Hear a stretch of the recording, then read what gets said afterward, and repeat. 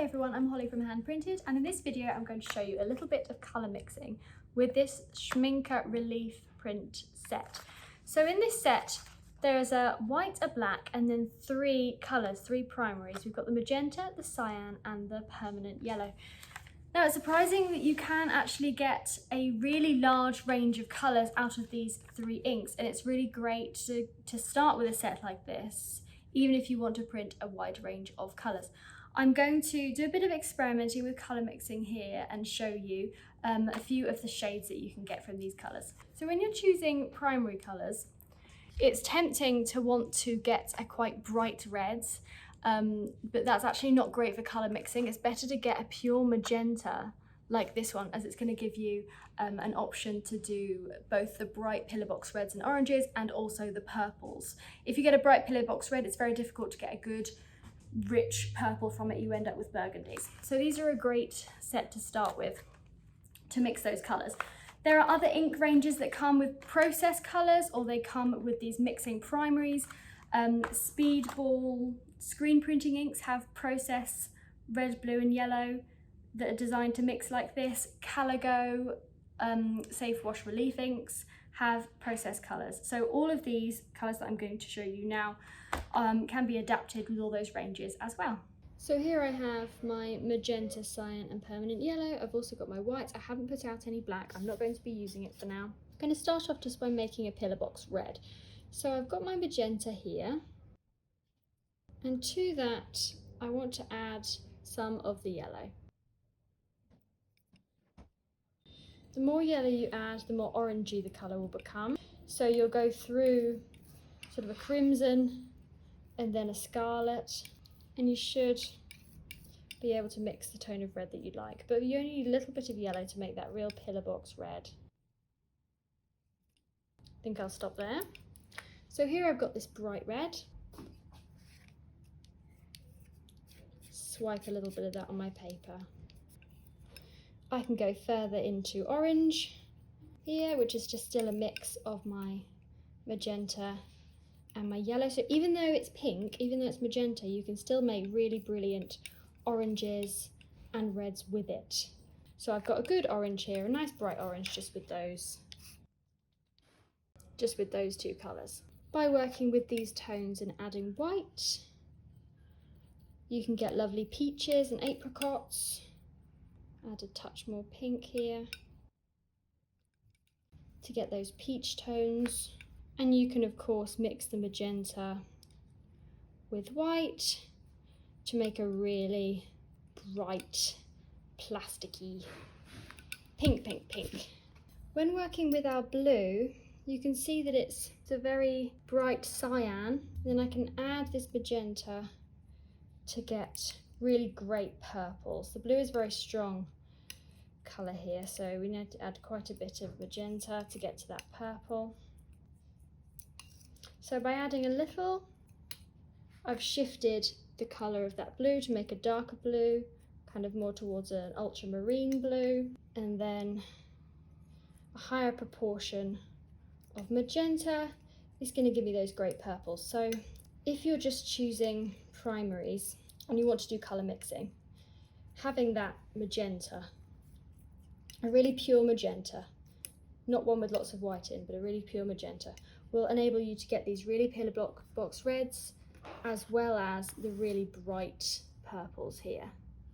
And you can of course mix with white to get the lilacs and the mauves and the lavenders as well.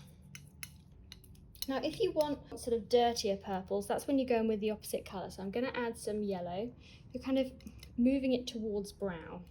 So if I just add a little bit of yellow to that lavender, I'm really making it a more natural colour and less kind of plasticky. So I've got a kind of pale mauve here rather than a really plasticky purple. The same with this darker purple. If I go in with yellow, I turn it into a more natural shade. To work on a palette of greens, I'm going to start off with some yellow, obviously add some of that cyan to make a really bright green, and then again I'm going to add the opposite colour, so I'm going to add some of that magenta in to dirty it down, bring it more towards brown and neutralise it and make it a more natural green. More blue will make it stronger. And then of course you can add white to get those paler shades. You can get great teals and turquoises as well. I start off with that blue, add in a little yellow and build that up. Starting to get a great teal here. Add white for a bright kind of sea blue, ocean turquoise colour. And then once again you can add magenta to dirty it up, and that turns it into almost like more of a sky blue here because it's moving towards grey there. It's tempting when you want to print in a grey or a neutral tone to add black. You want to dull down the colours, but you really don't need to if you don't want to. You can use just these three and white to get a really neutral shade, and it has a bit more life in it than just mixing black and white. So if I start off with blue, I'm going to use all of these three shades for this. Start off with some blue, add some yellow to turn it to green, then my magenta, and you can keep adding those shades when you see what it needs. Keep working your way towards neutral. So if it looks too green, you want to add magenta. If it looks too purple, you want to add yellow. And if it looks too orange, you want to add blue. So here it's looking a bit too green, so I'm going to add some magenta, some more yellow, and just keep building it up.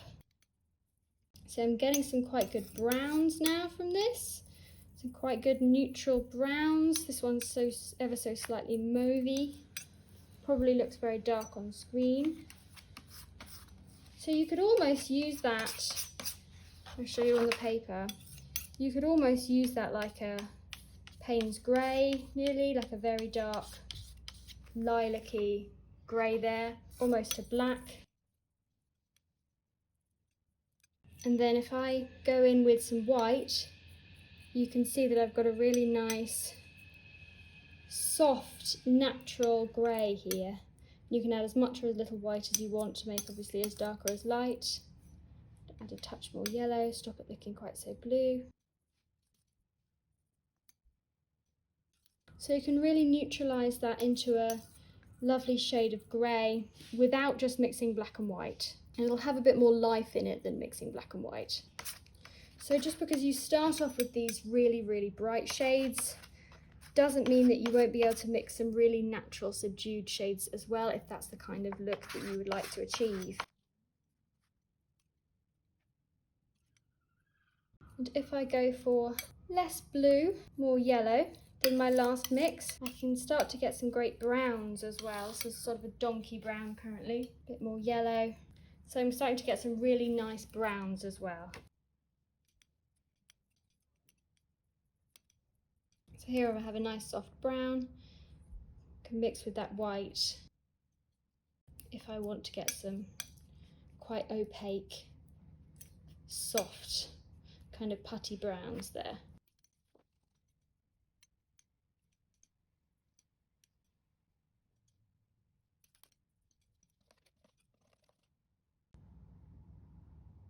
So here you can see a selection of those colours. These are most of the ones that I made just by playing around with those three colours. I haven't touched the black at all. You can of course use the black as pure black, or you can mix it in with some of your shades, but these are the ones that can be achieved just by using the cyan, magenta, permanent yellow and the titanium white that all come in this Schmincke set. So if you'd like to experiment with colour mixing for your lino cuts, get your hands on one of these sets or one of the Caligo relief sets that have the process colours in, and start experimenting with mixing your colours. There is a huge range that you can mix just from using these ones. These are just a small selection of them. These sets and all the other things you'll need are at handprinted.co.uk.